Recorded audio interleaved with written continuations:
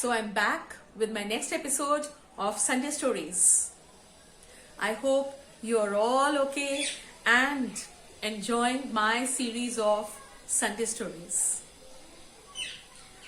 Today, as you must have read, the title of my story is An Angel in Disguise. This is a story by an American author, T.S. Arthur. A very famous story, in fact. Maybe some of you must be knowing about this story. But as I told you, first I want to share all the wonderful stories that have really touched my heart whenever I have read them. So this is another one. The story starts where it is a village and people are hurrying and rushing towards a very small, rickety and a tumbled house. A house which was not in good condition. A very poorly looking house. And all the villagers were rushing towards that house. And when our narrator reaches there, our narrator is Joe Thompson. Joe Thompson is a woodwright. Wood, W-R-I-G-H-T. A person who works in a place where there is a lot of woodwork is done and repairs are done and they make wagons and all. So all woodwork like things are done. So things of wood are made over there. So he too saw everybody rushing and he too quickly went there as to see why people were rushing to this small house. And there was grief all around. It was very saddening to see this lady of the house, mother of 3 children, was lying over there at the threshold of the house. Threshold is the entrance of the house. She was lying there dead. And somebody must have seen and must have spread word in the whole village. So everybody came quickly to this place. She had 3 children.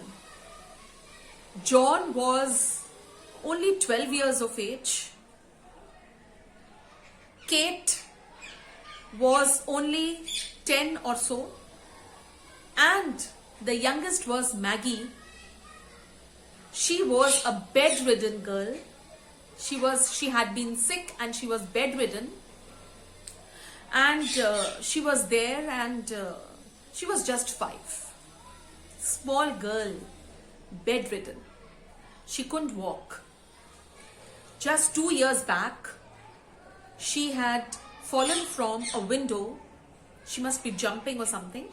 And she had fallen from there and had hurt her spine in such a way that she had now become bedridden. And for last 2 years, she was a dependent person now. Probably this was the reason the mother, single mother, she was a widow, the lady who had died now, she was a widow, and it was quite possible because she was living such a distressed life. It's very difficult to take care of 3 children for a single mother. Plus, when you have a sick child in the house. She had started drinking a lot. And it was because of over intoxication or whatever the drink or whatever she had, that she must have fallen sick, whatever happened. But right now she was there on the threshold and nobody used to talk to her. The reason being she used to drink and people didn't like her ways of life. They didn't like this lady drinking. Now we cannot judge a lady who was going through so much, so we needn't go, discussing about that lady, why she used to drink and all, because probably, she was very unhappy She was single, her husband had died, and she had 3 children to look after. The youngest one was bedridden. She had to pick her up, get her dressed, to feed her, to take her to the toilet, to bathe her. Everything must be so difficult for her. And the other children were also small. But right now, people didn't talk to her. Never anyone had come to her house to offer help. Never. But as it is said, death is such a thing that touches the spring of our common humanity. You know what this means? That when a person dies, maybe when he was alive, we were not talking so many things good about that person, or pitying that person, or for caring for that person. But when a person dies, people start talking good about that person. This is there in our humanity.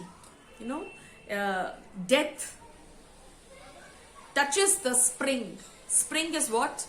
New life, new thoughts, new ideas of our common humanities. It is after death, after a person dies, that people start thinking good things. They get new ideas, new thoughts come into their mind. So, which is something very sad, because we should do for people when they are alive. What to do after death?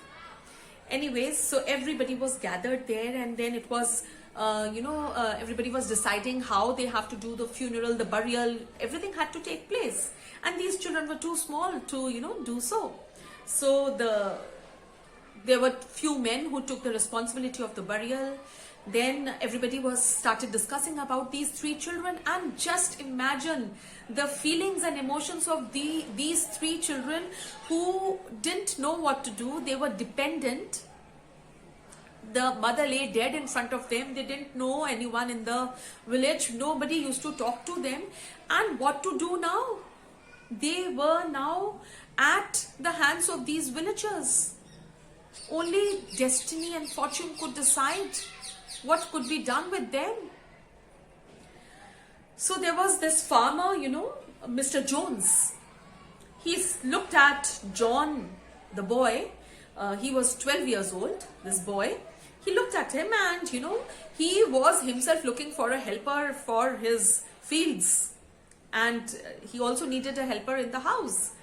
So he, offered taking John to his own house, and he said, all right, I will take this son and this, otherwise I can get many more, but all right, I have to do something. So this is from my side. I'm taking him to my house, and he will work in my house, and he will earn good money. And so he can live his life properly. So now everybody was looking at, everybody thought, all right, he's doing a good job by taking this. So one son was settled to go with this farmer, Mr. Jones. Then there was this lady, Mrs. Ellis. She looked at Kate, and then, she felt that she was already looking for a maid in the house. She wanted a maid, and she wanted someone to help her in the house, to cook food, to take care of her, and to hand over her things, a helping hand. So she looked at Kate, and she said, all right, let me do a little charity, and I am ready to take this girl who is 10 years of age, although she is very young and she is not trained. I will have to work a lot with her. I will have to teach her so much. But all right, since where will these children go? I offer to take this girl with me. Now was the turn for Maggie. Maggie, 5-year-old bedridden girl. Everybody looked at her, and no one offered to help her, take her, because no one wanted a burden. Even Mr. Jones and Mrs. Ellis, who had taken John and Kate, they were actually not doing any type of charity. They were taking them because they felt they could, use them. Yes, obviously, they will also get food to eat. they will be able to become independent. Maybe they will be paid. That is also there. Anyways, now this, everybody said, all right, we should send this girl to the poor house. Now in their village, there was a poor house where, you know, all the sick children, orphaned children were left there, and they were taken care of. So, you know, everybody started discussing, no, a poor house is not good. So, you know what? Everybody said that, see, it is not good for our children. But for this girl who is sick and is left alone and is just 5 and is a dependent person, that place is perfect. It will be a blessing for her to go over there. So then it was decided that she had to be sent to a poor house. Now quickly, as the coffin, the dead body was laid in the coffin and whatever the rites were done, quickly, you know, because no one was very attached to this lady. So everybody, you know, whatever was necessary was done and the coffin was taken. And as soon as the coffin was taken out of the house, this Mr. Jones quickly, you know, started his wagon and took John away with him. And Mrs. Ellis also took Kate with her. Now, one by one, everybody left this small, tumbled, rickety, poor-looking house. And our narrator was standing at the road and noticing everything. Everyone left, one by one. Only Maggie was left here. Maggie was looking pleadingly, desperately at everyone. What could she do alone? Who would look after her? How would she take care of herself? Who would lock the door? She would be left alone. She was in such a sad and desperate condition. So, but Joe Thompson, our narrator, was standing outside and looking everything. And the last lady to leave the house was a blacksmith's wife. So Joe asked this lady that you are also going, then what about this girl? She said, see, if you are free, you can just go and leave her to the poor house. She has to be left in the poor house.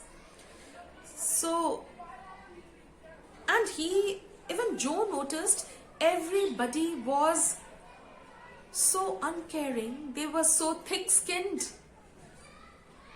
They did not see and read the expressions of this desperate girl. She was diseased. She was sick. Joe felt very bad. But that was not his nature. He came in, and as soon as this girl saw Joe coming in, she was so relieved. She was so relieved. Just imagine from, keep yourself in her boots and imagine. Dependent girl who can't walk, who can't move. So Joe came in, and Joe said, "What are you going to do now?" She folded her hands and said, "Sir, don't leave me alone over here. What will I do alone? I feel scared. I have just lost my mother. It was she who who did everything for me, and she took care of me. She feeded me. She did all the chores of me." So Joe said, "Yes, I'm definitely not going to leave her alone. You are a darling girl." So Joe, wrapped her in a blanket. He saw there was a blanket kept over there. He wrapped her up very nicely and picked her up, locked her house. In fact, it was a rickety house which had no valuables at all. He, picked her up and very lovingly, he hugged her and felt so bad for her. In fact, Joe was almost in tears. And he picked her up and walked out of the house. Now, on the way, Joe, there was a little distance, his house was a little far. So, on the way when he was, going, he could imagine his wife getting angry. Why Joe had brought this sick child to their house. these two, Joe and Joe's wife, lived here in this village from quite some time, and it had been 15 years. They had had no child. They were childless. And in the beginning of their marriage, when this lady didn't have a child, she used to be very sad. But as time passed, the days and the time, everything hardened her heart. She had never known the emotions and feelings of being a mother. She had become a short-tempered, angry, irritated, frustrated lady. She used to get angry very quickly, and because they had no children. There's a lot of difference, Sometimes it's very sad if anyone doesn't have a child. But, it actually hardens a person. Yes, there are exceptions. There are so many women I know who don't have children, but they are so very soft-hearted and so motherly. But it all depends on person to person. So, all the way he kept imagining that surely, the wife would be very angry why he had brought Maggie with him and all that. And as he had, thought, same happened. As he was just going to reach the threshold of his house, the entrance of his house, quickly, this wife, she was seeing from inside, and she quickly ran out. She said, "Who is this? What is this? Why have you brought her here?" So she got very angry, and he said, he in his gestures and expressions, he tried to say, "Wait, I'll just tell you everything." He said, "Why have you brought her here? And where are the brother and sister? Where is John and where is Kate?" So without answering her, this Maggie was so trembled, and she hugged Mr. Joe Thompson as if, she was hugging her father. She felt the arms as the most secure ones. A feeling of love, compassion and security was felt by her on the way. So, he took her inside, and there was an empty room in their house, and he took her there. There was a guest house, and he very softly and nicely, he laid her on the bed and covered her with a blanket, and then came out to talk to the wife. And the wife was very angry and standing. "Why have you brought this diseased and sick child here? Why do you want to take the responsibility?" So Joe, closed the door of the girl, and he said, "See, try to understand. This girl has just lost her mother. Her mother just died. She has just seen the dead body of her mother go. A big, big loss. Loss of a mother, only a child can understand." So, says, try to understand. This girl has just lost her mother, and even in Bible I have read, you must have also read, that our Savior, Jesus Christ, always said that even if you give cold water to any poor, any orphaned child, any sick child, that will also not go unrewarded. God is seeing everything. If you do a little, for that also you will be rewarded by God. So can't we keep her for one single night? It's getting dark. We have to go to the poor house and talk to the people over there, get her name written there, and then I will go and leave her tomorrow. I'll go in the morning, talk to them, and I'll come back and take her. So can't we keep her for one night? Try to understand the feelings of this girl. She's an orphaned girl. So when this wife hears to this, then her expression changes. She also feels, yes, this girl has just lost her mother. And then next day, all right. If next day she is going to the poor house, one day, why not? I can look after her. So he says, see, I just saw people hurrying to their house when this all took place. So I need to go to the, my place of work, and I'll just wind up and I'll come back. So he quickly went out, and it was not very far away. It was just near his house, and he went and sat over there. So after some time,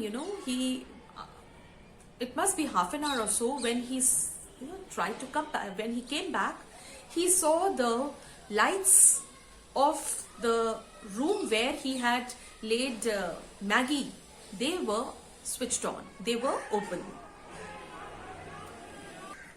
So he saw that the lights of the room were switched on. So instead of entering the house, he went to the window. It was all dark outside, and he wanted to see what was going on. And he saw Maggie was lying as he had left her, and his wife was sitting with the back towards the window, so he was looking from the back. All right. And what he saw was that they both were talking. He kept standing there and kept looking as to what the wife was talking, what was the conversation. He couldn't hear anything. Everything was, the windows and all were closed. But the expressions and everything he could see. So what he noticed was that this girl was wearing a very pretty, dress, which once belonged to the wife, Joe Thompson's wife, when she was young. So she had made, somehow she must have got her dress changed, and had tied in, her face was all clean, her hair was oiled and combed very nicely, So looking at Maggie, he really liked this. At least the wife had taken, this much care of this girl, that she had changed her clothes and all. He really liked this. So, but then he tried to read the expressions of the child, and they were not a very happy face or something, because she had just lost her mother. She was very quiet, but was answering to whatever was being asked. And this lady was giving her some soup or something she was drinking. So Joe felt a little relieved that at least the wife was there to look after her, at least for one night. So there was a little transformation in her, because this lady, I told you, time and struggles of life, and because she had not had a baby, that had hardened her heart. She was a very irritable, frustrated lady who used to fight very frequently, and then the whole house used to be very quiet and miserable, dark, cold, without the sounds of laughter, without the sounds of children. So now when he entered his house, he didn't go straight to Maggie's room, and he went to the kitchen and he washed his hands and all. And his wife saw that the husband had come home, and she quickly came and she asked him about dinner, and they both had dinner in their dining table.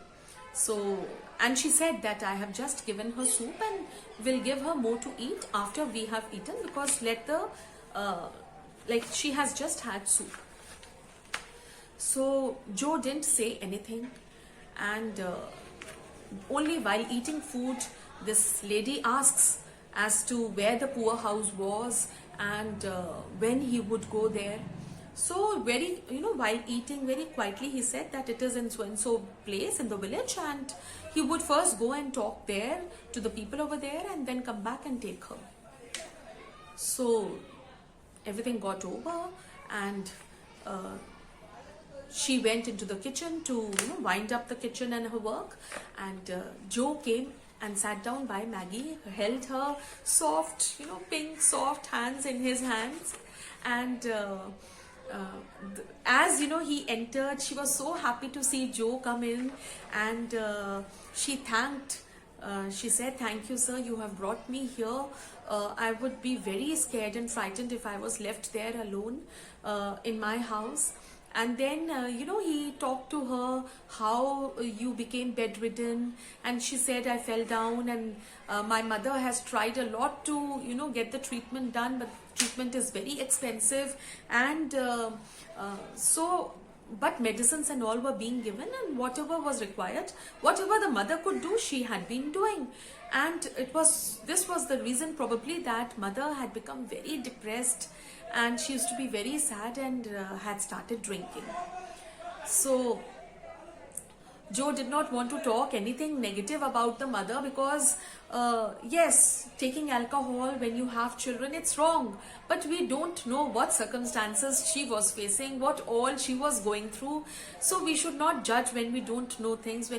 So Joe did not want to discuss anything about the mother. And then he makes her cozy. He tucks her in properly with the blanket and all, and says we'll meet in the morning for the morning breakfast, and then goes. And in the meantime, he sees that the wife comes here, and she has brought a little more food for her. So, and she sits down, and Joe notices from outside that she feeds the child on her own, although the child said, I could eat. She could upright herself, sit like that with the pillow and all at the back, and she could eat on her own. But Mrs. Thompson insisted that she would only feed her. So after feeding her, Joe saw that she was feeding, and Joe goes inside and retires to his room for the night. He was already very tired for the whole day, after the whole day's work. And Joe used to love children, whenever, he always used to feel, whenever, children used to come with some woodwork or something at his shop, the place he worked, he loved doing things for children. In fact, he used to do a little more for them. He used to make small toys of wood for them, and he just loved children. And whenever they came, he usually, used to talk to children who crossed by and all, because probably, he felt that they didn't have a child. So now at midnight, he gets up and he sees that the wife was not there. So he quickly goes to see where the wife was, and sees that the wife had slept along with that girl in the same bed. And this lady was holding on to Maggie's hands, and Maggie had also clutched the lady's hands, and both were sleeping very peacefully. So he did not want to wake them up or disturb, and he felt very nice. He felt bad for his wife too, because just looking at this, he felt that the wife must have those miserable feelings which a lady has when she doesn't have a child. Everyone needs love, compassion of the children, isn't it? So it was here, Joe felt very bad and happy at the same time, because he felt that Maggie was getting a little love that he always wanted to give, because from the time he had seen Maggie. So now in the breakfast table, he did not show anything that he knew that this Mrs. Thompson was sleeping there. He just didn't say anything. He just quickly got ready, came down for the breakfast, and saw that Maggie was made to sit on a chair there with all the cushions and all. And this lady had taken this, and she had made her sit. The girl was ready again, and she was sitting at the breakfast table. So Joe really felt very good, because he didn't know this could happen, and he felt very nice, and there was a bright smile in Maggie's face. So, and there was music on the radio, playing a very light music, which usually never had happened. Their house was a very cold, dark, and sad atmosphere house. Because this lady had always felt that she had not had her children. All right, so the house was cold, dark, miserable. When it is cold when there is lack of love, when everything is very quiet, and there is Warmth is what? Full of love, compassion. So there was a different atmosphere in the house when he, came to the breakfast table. He just liked it. He felt sunshine come into his house. His house becoming bright, light in his house. He really liked it. And then he noticed a change in the wife. She was also very nicely dressed. And similar clothes, even Maggie was wearing a similar dress. She had made her wear a similar dress which she was wearing. And both of them had the same hairstyle and very nicely, she was also very happy. And quickly she came, and today the breakfast table was laid with variety of food. This had never happened. Joe always knew his wife. They used to eat. She had been very short-tempered and irritable creature after their marriage, after a year or so. Before that, there's new marriage and you still trying to know how the people are, and you are trying to mix. You try to mix with each other. But after that, they had no children, and it was a very silent house, and there was no happiness or light or brightness in their house. So this was noticed first time after so many years by Joe, and this lady was quickly moving here and there, bringing dish after dish. There was this porridge, and there was sandwiches of different type, there was apple pie, there was juice, so many things. So, and very nicely, she served for all the three, and all the three sat down, and there was music at the back, and Joe really loved it. And after all this, Joe asked Maggie if she wanted to lie down and she wanted to sit here. So she was tired and she wanted to lie down. She went in, and Joe asked her if she was comfortable and if her back aches and what medicines were to be given, everything he asked. So because if she was to go to the poor house, he had to provide things to her for them also. So she says that the bed at my house was very hard, and there was a lot of pain at my back, but today I'm feeling better. Your bed is very soft. So the small girl of 5 years, and she spoke her heart, and she said this. So Joe felt very bad, and he had plans that if the poor house didn't have all this, he would provide comfortable things for Maggie. So all that he had been thinking the whole night. So now he's there, he goes to meet his wife, and he tells her that he was going to office first, and from there he would go to the poor house and talk to those people and come and take Maggie. So there was a different thing that he got to hear. So this Joe Thompson's wife said that all right, you can go and talk to the people at the poor house, but you can wait for 2 days more, because what I feel is that she's so weak and she's so unhealthy, and she has just lost her mother. Why not let her be here for another 2 days, and then we can send her to the poor house. So this was a great ray of hope for Joe Thompson. Joe felt so nice. And in fact, she said that it would be nice if you come home for lunch and meet her in between. She would also love. So Joe becomes very happy, and Joe says, all right, he would try. And when Joe comes for lunch, again, a different atmosphere in the house. She was sitting in front of the television. Both the wife and Maggie, they both were sitting in front of the television and watching some program for children. And he really loved this atmosphere of the house so much. He had wanted this atmosphere to be there in his house. He wanted a child in the house. And this girl, this sick, bedridden girl, was she an angel in disguise who had brought sunshine, brightness, happiness, laughter back in his house? And he could hear, when he came, he went in to wash his hands before coming and meeting them. He could hear the two girls, the wife and Maggie, they both were laughing at something that they were watching. He had never heard the sound of laughter in his house.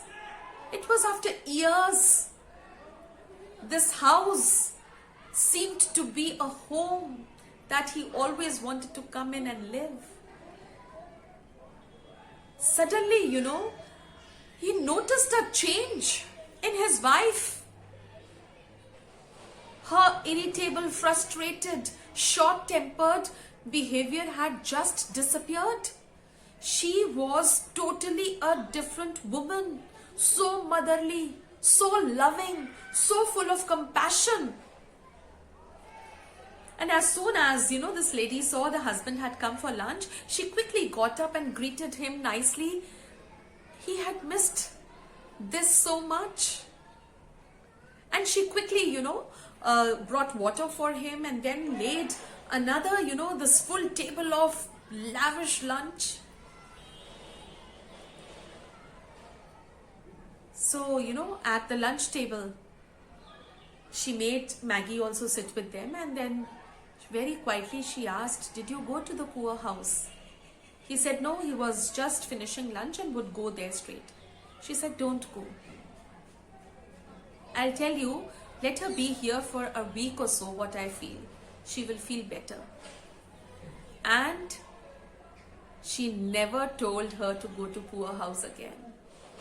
Their family was complete. In fact, in a few days, she insisted that this girl be shown to the best doctor available. Her treatment started. There was love and compassion in Joe Thompson's wife. She was full of love for the husband and for Maggie. She was a changed person. This small girl, her expressions, her way of talking, her innocence had proved to be a blessing in disguise. She was an angel in disguise. What do you think? Was Joe or Joe's wife an angel in disguise in Maggie's life? Who do you think is the angel in disguise in this story?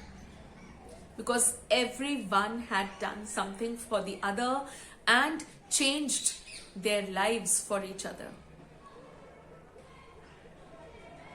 We should also love and help people if they are in need. Love your own family. Fill your house with laughter, with brightness. Fill it with warmth, of understanding, of kindness, of compassion. I hope you liked my story. This was a story by T.S. Arthur. He's an American author. And do take good care of yourself. Fill your house with laughter, brightness, sunshine, warmth. Fill your hearts with kindness, compassion for people, for anyone and everyone. Do take good care of yourself. We'll meet next Sunday with another story. Goodbye. See you.